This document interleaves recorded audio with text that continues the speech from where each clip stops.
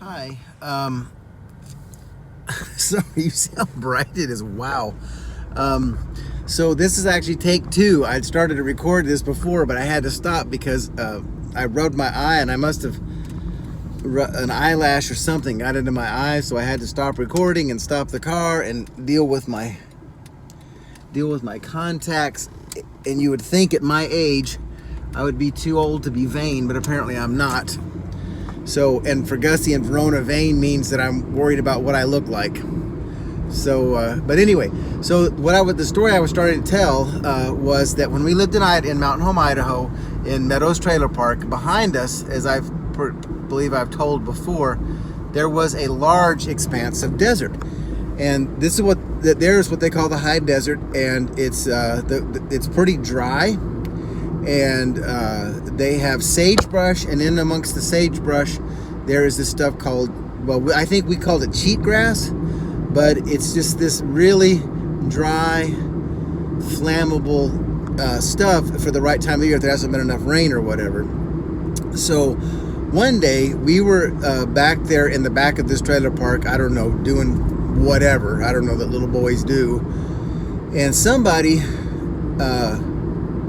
had a match and thought it would be, or maybe it might have been fireworks too. This may have been more accidental than I remember, but that being said, somehow or another a fire got started in this cheatgrass, maybe 50 yards behind where this trailer park ended, the back street of this trailer park.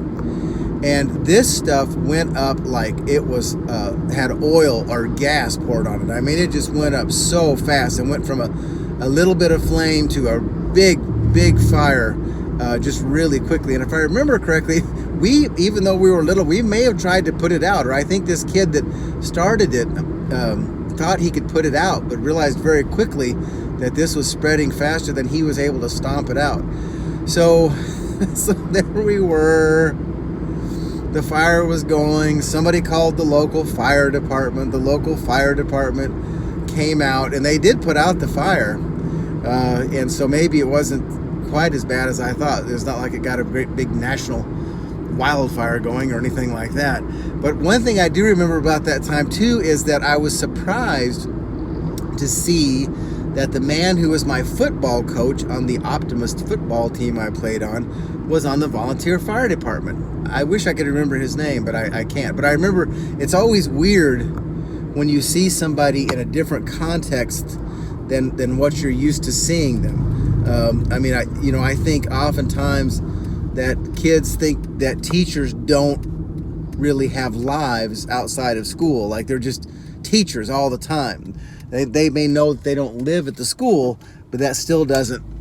Sometimes I think it's hard to make the connection that a teacher, say, could be a wife and a mother, or a boyfriend or a husband or a father, but they can, and they are.